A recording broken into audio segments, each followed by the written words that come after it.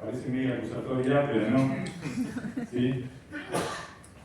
La competitividad de tu pyme depende más de vos de lo que te imaginás. ¿Escuchaste? Tengo que estar. Y eso es algo que lo planteamos así porque hoy toda la mirada está puesta en el contexto. ¿Sí? En cómo se ve el contexto, en lo que sucede, lo que se espera, que va a venir. ¿Sí? Y hoy vengo a hablarles de esto, de lo que ustedes tienen posibilidades de cambiar. Porque cuando se habla de ventas, el empresario se involucra. Cuando se habla de costos, el empresario se involucra. Y cuando se habla de equipo, el empresario se involucra. Pero cuando se habla de impuestos, ¿qué pasa? Ahí el empresario quizás retrocede o quizás dice, no, eso lo ve mi contador, eso lo ve mi estudio. Y ahí es cuando aparece esta competitividad que se empieza con esta decisión que se empieza a perder. Entonces, acá lo que tiene que suceder, y espero que suceda después de esta charla, es que con lo que les vengo a contar, el empresario empieza a apropiarse. Esto deje de ser un terreno ajeno para ser un terreno, ¿sí?, del empresario, un terreno de la empresa, en donde empiece a jugar con esto y a adoptarlo como una herramienta más de gestión. Entonces, para arrancar, quiero hacer estas preguntas. Cuando tomas una decisión importante en tu pyme, ¿sí?, ya sea una decisión de inversión, ya sea una decisión de contratar, de cerrar un contrato, ya sea una decisión de ampliar una planta, una sucursal, una unidad de negocio nueva, ¿en qué momento aparece esta pregunta? ¿Qué impacto fiscal tiene esa decisión?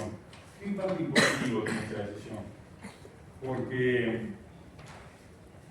si esa decisión puede ser que aparezca al inicio, a mitad del camino o al final, pero de acuerdo a cuál sea la respuesta, el efecto va a ser distinto, porque si aparece al final, cuando te traen la declaración jurada con el volante de pago, el famoso B, ¿sí?, y se le abren los ojos así, es una cara de sorpresa. Sí.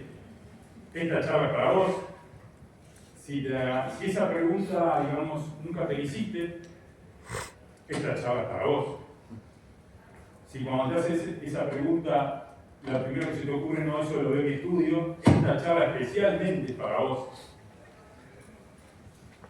Y si cuando dije impuesto empezaste a buscar la salida de emergencia, también esta charla es para vos.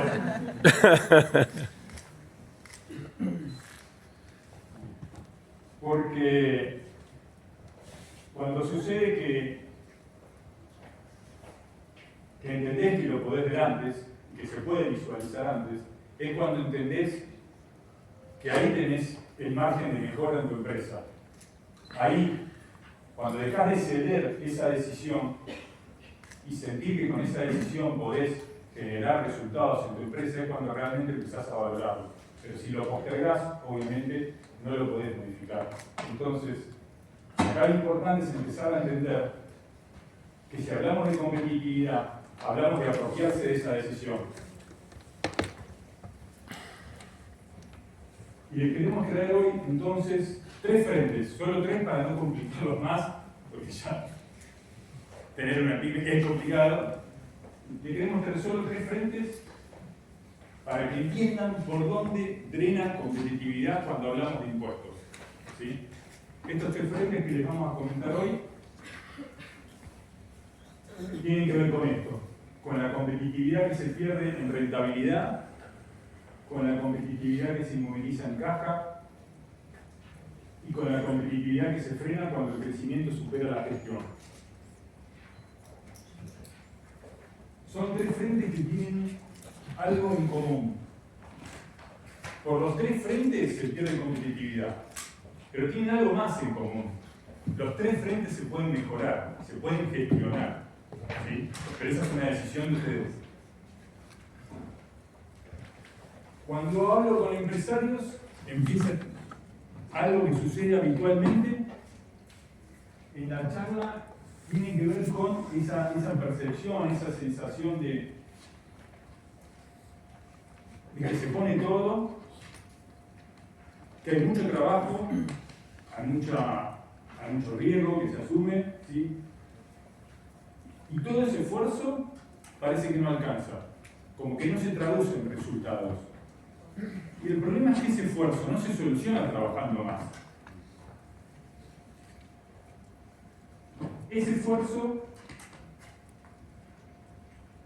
lo que quiere el empresario es que impacte, ¿no?, en resultados. Entonces, cuando la búsqueda está en eso, no se va a solucionar, como les decía, trabajando más y vendiendo más, porque el margen va a seguir drenando por más esfuerzo que haya, si lo que no se ordena es lo que está atrás. Entonces, ¿dónde se pierde la competitividad? Es la pregunta que nosotros hacemos y la que nosotros venimos a plantear en estos tres ejes.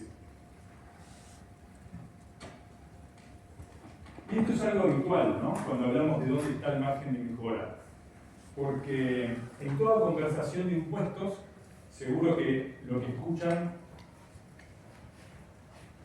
es siempre hablar de lo mismo. Porque cuando hablamos de impuestos hay dos partes. Una parte que es la que fija el Estado y una parte es la que decide el empresario. ¿Sí?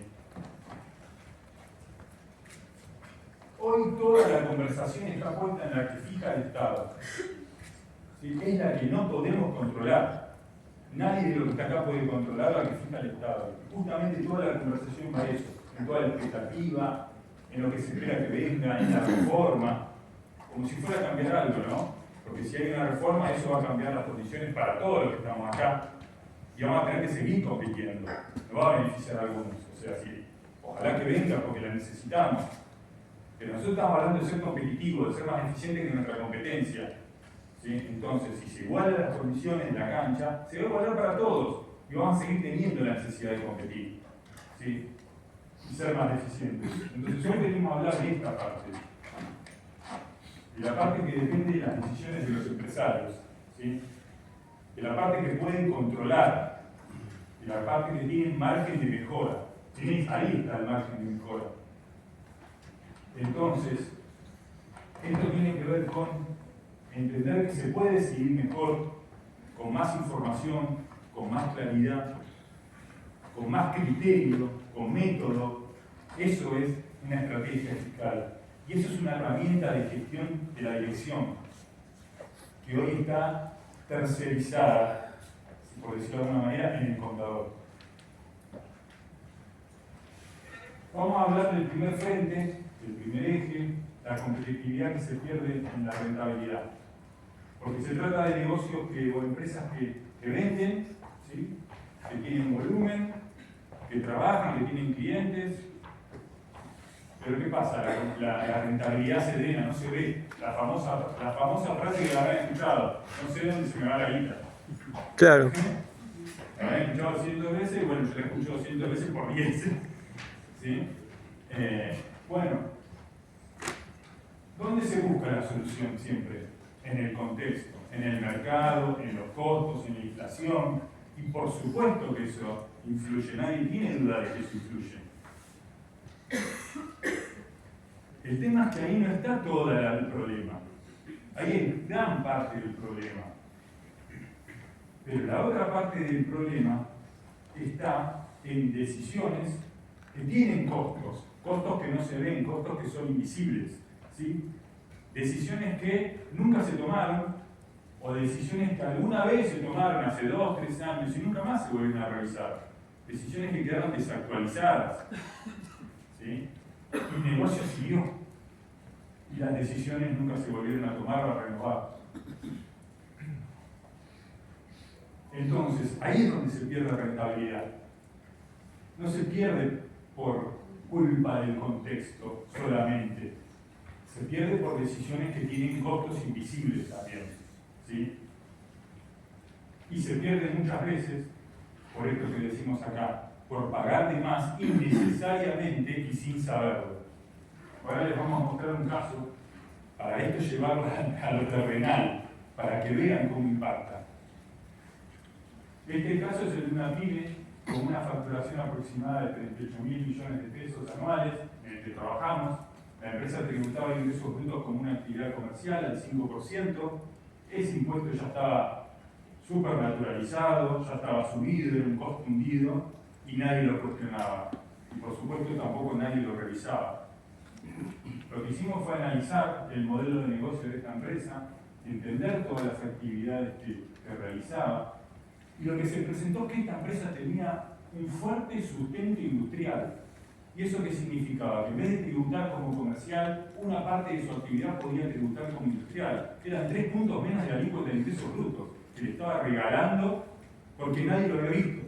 Y nadie lo iba a ver, porque ya estaba asumido eso. Bueno, ¿qué significó esto? Entender que no solo era decir, bueno, lleno un formulario, presento una declaración jurada y listo. No, había que entender el modelo de negocio, analizar las actividades, darle soporte, diseñar el proceso productivo, todo el marco para que la empresa esté sólida y segura de poder justificar ese proceso industrial. Bueno, eso es lo que se hizo, en eso trabajamos. ¿Qué significó esto en números? Un impacto en el margen de 700 millones de pesos de ahorro fiscal anual y un recupero del 2% de rentabilidad en el margen. Entonces, lo que quiero que se lleven de esta charla es esa pregunta que se hagan ustedes mismos. Si ustedes siguen trabajando con el modelo de negocio, con la estructura que definieron en un origen, y si la empresa de ustedes evolucionó y cambió, si ese modelo de negocio lo sigue representando a ustedes, o requiere un ajuste para evitar que pasen estas cosas, porque por acá se pierde competitividad. ¿Sí? Este es el segundo frente.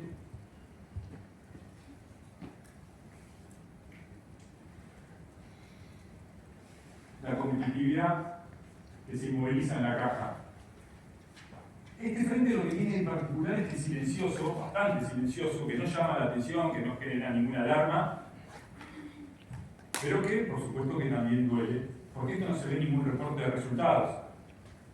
¿Qué pasa? Esto es la acumulación de saldos a favor, ingresos brutos, IVA, retenciones, percepciones que se van, impuestos a los débitos y créditos, anticipos de ganancias que se vienen pagando sobre una realidad vieja que no representa la realidad actual y se pagan en exceso y se va una pelota en distintos frentes, ¿no? Una caja que se va y una empresa que tiene que salir a endeudarse y a buscar oxígeno afuera. ¿Para qué? Para financiar lo que tiene adentro atrapado, pagando intereses, postergando decisiones, ¿sí? Entonces sale a financiar lo que tiene adentro.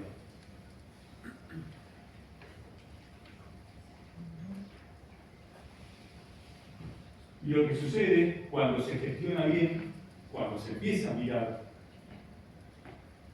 suceden cosas como esta, que les venimos a mostrar, también a presentar para que vean que es posible, pero que requiere una gestión activa. Este era el caso real de una pyme industrial con saldos a favor. Y el problema era ese, el problema es que se venía acumulando como algo normal, como parte, era también parte de la operatoria, era algo, un costo que estaba aceptado, acumulaba saldos a favor como si lo coleccionara, como si tuvieran valor, y mientras tanto financiaba su capital de trabajo con descubierto, pagando tasas que le comían el resultado. ¿Sí? Con lo cual, lo único que hacía era estar girando un hámster en la rueda, el negocio tenía operación, pero solo para pagar el costo del capital de trabajo. O los socios tienen que poner plata de su bolsillo, ¿sí? Para financiar la caja que está atrapada. ¿Cómo se soluciona esto? Como les decía recién, con una gestión activa. Esto significó una batería de acciones. Esto es atacar el flujo y el stock. El stock es lo que está acumulado y el flujo es lo que se va generando con el tiempo, ¿sí? Porque esto, si no lo frenás, se sigue incrementando. ¿Y para eso qué se hizo?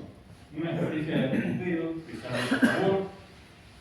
Se hicieron gestiones en exclusión de retenciones y percepciones para cortar ese drenaje. Se hicieron compensaciones que están habilitadas y que están permitidas. Hicieron también reducción de anticipos, por esto que les decía recién, que se estaban pagando anticipos para un ejercicio que no iba a ser igual al anterior, sobre el cual estaban calculados los anticipos. Y se hizo todo un reordenamiento del circuito fiscal financiero también para quitar todo lo que tenía que ver con impuestos a los débitos y créditos, ¿sí? Para reducir ese impacto. Esto tuvo este doble impacto que les mostramos acá, un impacto en la caja que significó un recupero de 210 millones de pesos de caja recuperada, 58 millones de ahorros financieros que eran intereses que hubieran pagado si hubiera seguido en la misma situación. Con lo cual acá las preguntas que les dejo a ustedes cuando vuelvan a sus empresas, que se fijen si no tienen en su negocio actual, en su estructura actual, caja que esté atrapada, ¿sí? Con la cual estén financiando solamente al fisco, mientras que el negocio les pide oxígeno, ¿sí?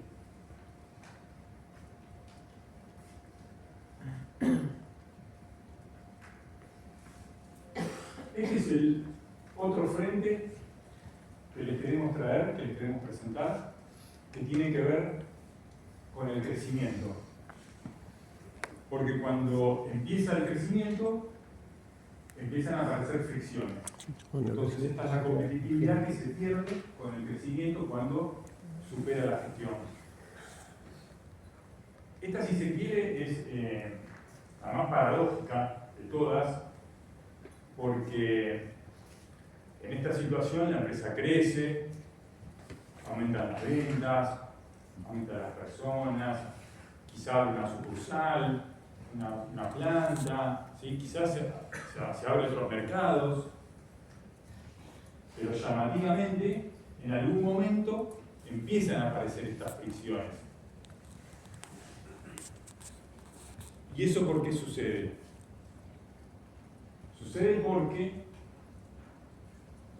la estructura, como estuvo pensada para la empresa de un origen, quedó chica. El negocio evolucionó y si el dueño se desvela a las 3, 4 de la mañana y se despierta, no es porque le faltan clientes, no es porque le faltan ventas, es porque se complejizó la gestión. Y cuando se complejiza la gestión, se empieza a perder visibilidad de los números. Ya no se sabe exactamente qué es lo rentable, qué es no rentable, qué área subsidia a la otra, se empieza a perder. Entonces, en ese caso, la estructura empieza a crujir, la gestión empieza a crujir, porque esa estructura estuvo pensada para otro estadio de la empresa.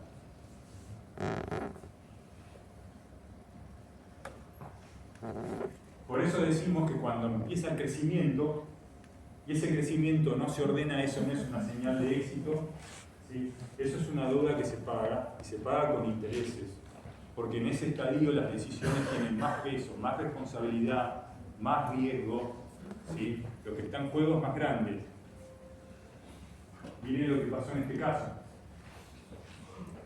Este es el caso real también de una empresa comercializadora de alimentos que tenía distintos negocios, ¿no? Tenía logística propia y en 2 años triplicó sus ventas en 2 años. ¡Wow! Una súper buena noticia era para esta empresa.